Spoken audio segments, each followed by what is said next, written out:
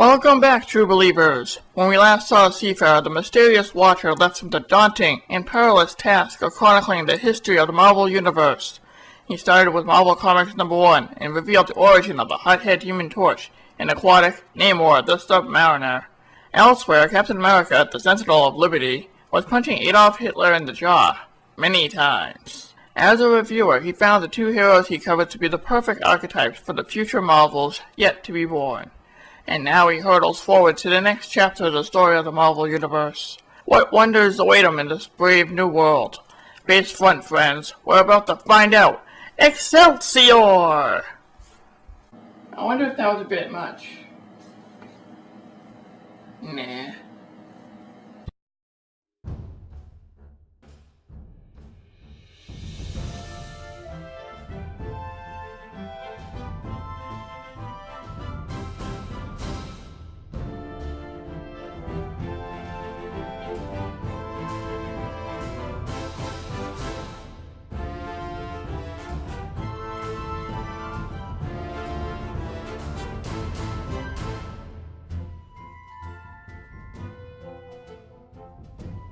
Fantastic Four #1 is the comic that launched the Marvel Age in 1961. What's that? I forgot to talk about the 1950s? This is going to get awkward. In the 1950s, Marvel Comics, then called Atlas Comics, had a slump in superhero comic sales. More people were reading war, romance, crime, horror, science fiction, and Western comics than anything else. There was a brief revival of Cap, Namor, and the Human Torch in those days, but what really hurt comics in the 1950s was this guy, Dr. Frederick Wertham. Wertham wrote a book called Seduction of the Innocent, in which he claimed that superhero books and comics in general encouraged children to be juvenile delinquents. There were other nitpicks the guy made, like comics being too violent, romance comics leading to child prostitution. Not even kidding there. Of all things, even the funny animal books were attacked, since he said ducks shoot atomic rays and threaten to kill rabbits. Looks like Daffy's been taking this rabbit season, duck season thing a little too seriously. As a result of Wertham asking people to think of the children, the Comics Code Authority was created in 1954 after many senatorial hearings, which probably took place between the McCarthy trials, Sputnik, and the Civil Rights Movement starting. And people thought the 1960s was the time of social upheaval. Yikes. Great Scott! That date must have some sort of historical significance. Then again, it could be just a coincidence. Back to work on my flux capacitor. The story of how Stan Lee and Jack Kirby created the Fantastic Four in the wake of what happened in the 50s is the stuff of legend. Legend has it that Martin Goodman, then the publisher of Atlas, was playing golf with Jack Leibowitz, then the publisher of National Publications, later known as DC Comics. Leibowitz said that the Justice League of America comic was doing well. Later, Goodman told Lee and Kirby to get back into the superhero biz and create a team of heroes that were more powerful than the characters running around their books at the time. Sadly, no one knows if this story was true. What is true is that Stan Lee and Jack Kirby wanted to create something more than just a generic superhero book. At this point, Stan was actually thinking of switching careers since not many people were reading comics at the time because of the scandals. Say it ain't so, Stan. Say it ain't so. Thankfully, Stan's wife convinced him to go out with a bang. Stan wanted to create heroes that had faults and personality. The characters had to bicker once in a while. Thus was born the blueprints for the rest of the Marvel Pantheon. These were the heroes that were more human and not cardboard cutouts. In the Fantastic Four, we got that and more. Scientist Reed Richards was an intellectual who sometimes annoyed the group with his constant theories and ramblings. He had heart, but to the casual onlooker, he came off as a bit cold. Susan Storm, who would later become the most powerful member of the team, and the woman who kept everyone in line, became more than just Reed's girlfriend. She became a force to be reckoned with or without her powers. Sue's younger brother Johnny, a show-off, was a troublemaker who inherited the name and powers of the 1940s Human Torch. And finally, Ben Grimm, who, despite his monstrous appearance as a thing, was just a street-smart, gruff, and yet lovable guy from the Bronx with a heart of gold. So how did this quartet of quarrelsome heroes get started? Let's take a closer look at Fantastic Four #1 and find out. Fantastic Four #1 has a cover that's been considered iconic and was parodied over the years because of its nature. The team isn't directly facing the reader as a green monster coming out of the ground dominates a third of the cover. The word balloons introduce the characters and the action just conveys a sense of urgency. Our story begins with a smoke signal with the words "The Fantastic Four" looming over Metropolis. Nearby, Dr. Reed Richards hopes the signal reaches his friends in time. He prays that it will be the last time he needs to call them. Hindsight's 2020, Reed. You're going to be seeing a lot of those three. Speaking of the others, we get interesting introductions to the characters as they see the signal in the sky. Sue is having tea with a friend and disappears while saying, "It's time for the world to meet the Invisible Girl." Sure, she doesn't look like much, but she can pack a wallop. I said, look, you can't see her. Who's writing this stuff? Oh. Right. Across town, a large man attempts to buy clothes. He speaks in a very sophisticated manner. That can't be Ben Grimm, right? That's the Kool-Aid Man! The cops are shocked by the thing's rocky appearance, and he takes off, using the sewers to reach his final destination, not before smashing a few things first. The cops remark that strange things have been happening around the city, what with Sue showing people around, and the signal in the sky and all that. No one thought that these were somehow connected, right? We meet the last of our quartet, Johnny, as he helps a friend with the car that they're working on. He sees the #4 in the sky, takes off, and melts a perfectly good car into scrap. Nice how he flames on in front of the guy, too. Oh, Johnny. So young and impetuous. Kinda like every other teenage superhero in the Marvel Universe. As he flies, the Air Force attempts to take out the flaming teenager as he tries to flee for his life. Ignoring the pleas, the jets fire a missile with a nuclear warhead over American soil. I don't think those 1950s instructional sucking cover videos are going to be helping anyone if those things go off. Thankfully, two stretchy arms belonging to Reed Richards grab the missile and the teen. With the four united in Reed's place, he relates the tale of how they got their fantastic powers.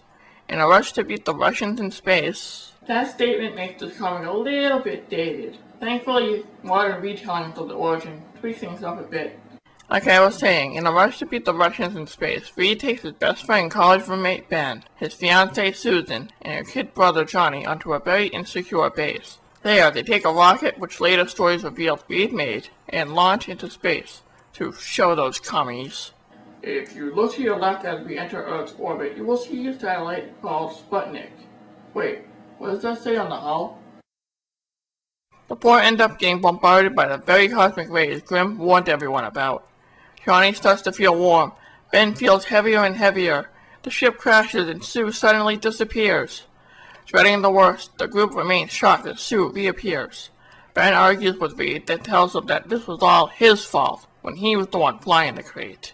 Reed and Ben get into a scuffle over what the cosmic rays did to them, when he starts to change as well, into an orange-skinned monster. Reed tries to calm down his rampaging friend by stretching around him when suddenly Johnny bursts into flames. Realizing that they all changed, the group decides to use their gifts to aid humanity under the names Mr. Fantastic, the Invisible Girl, the Human Torch, and the ever-loving Blue-Eyed Thing. Whoops, I forgot Ben doesn't have that Bronx mannerism down yet.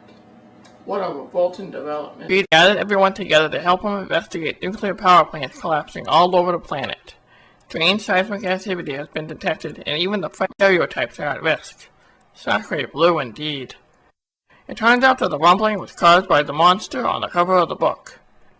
The troops fight in vain as a man watches from behind the rampaging monster. He is the Mole Man.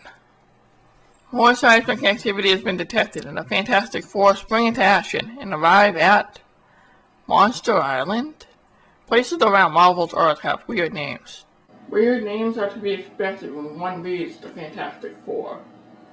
Once they land, they are attacked by hordes of monsters that belong in B-movies from the 50s. Seriously, look at these things. I know they aren't Godzilla or anything, but wow, the place does live up to its name, doesn't it? After dispatching the monsters, Reed and Johnny make their way into a cave where a light flashes, and they find themselves captured by the Mole Man.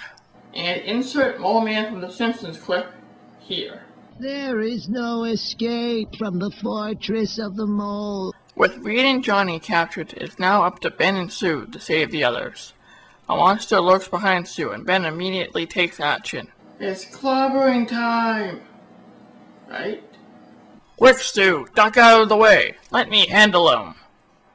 I know. I have to live with this disappointment.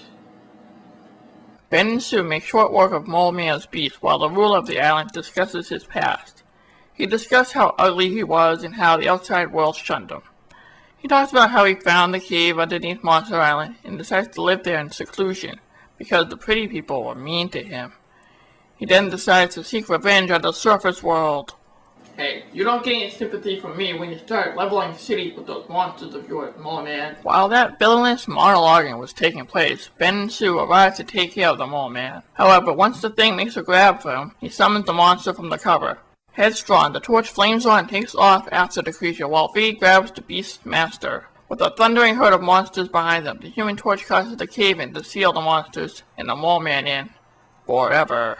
The Fantastic Four leave just in time to see the island explode. Afterwards, they wonder if he survived. The caption below reads, "But whether we've seen the last of the Mole Man or not, we will see much more of the most amazing quartet in history in the next great issue of The Fantastic Four." So there you have it, the launch of the Marvel Age of Comics. How does it hold up? It's a very good origin story, and is a classic which many consider to be one of the comics that helped destroy the industry in the wake of what happened with Wertham. The book showed heroes who weren't cardboard cutouts. They were people like anyone else who just happened to have powers. They had their fights, their friendships, and they are very deep characters. Even the villain in this story is complex. Sure, he isn't Dr. Doom, but the Mole Man isn't out to take over the world just for the hell of it. He wants revenge on a world that hated him just because he was a little different. You see? This is why you have to be nice to people. You never know when they're gonna amass an army of underground monsters to take over a city. The artwork here is great. Jack Kirby, the artist for the book, works very well here with Stan Lee's writing. So much so that they would go on to create many more characters in the Marvel Universe that are still around today. They created what became known as the Marvel Method, where an artist works with the summary of the story. Granted, some of the results were weird in the 60s. Now let's take a closer look at the comic and find out just why so many people call this the world's greatest comic magazine. For starters, the comic introduced a group that would become a cornerstone of the Marvel Universe. Fantastic Four #1 sold so well that Stan Lee and others were convinced that now is the time to bring Marvel's characters back from obscurity. The Four were unique from other superheroes in that they were explorers of the unknown first, and humanity's protectors second. Their stories were based on some of the craziest science fiction ideas of the time, and even today they have some crazy adventures traveling to new worlds and meeting all kinds of civilizations. They also have stories where they went into the pathos of the characters. How does the Thing deal with being a monster? What nonsense will the Torch get into with fellow teen superhero Spider-Man? How will Reed and Sue's relationship develop? The human aspect was the appeal of the Fantastic Four. They were a family that had problems, sure, but at the end of the day, they worked as a cohesive unit to protect Earth if push came to shove. There's really not much else you can say about the Fantastic Four. The Fantastic in the title kind of gives it away what to expect when you read this book. In fact, I've been reading from the 100 Greatest Marvels of All Time book, and this was a fan-voted series to see which comic was the greatest Marvels of all time. This comic was #2. And #1, well, I think we can guess what that comic was. I'm Seafarer, thanks for watching Comics Showcase, and I'll see you in the funny pages. What began with 4 explorers venturing into the unknown led to the start of an age. An age of heroes, legends, monsters, mutants, and marvels. Characters emerged to change the way we looked at the superhero genre, as the most unlikely people became Earth's mightiest heroes, and even children of the atom. Golden Age heroes returned to take their place amongst the ranks of these new champions. A cohesive universe was born, and the world would never again be the same.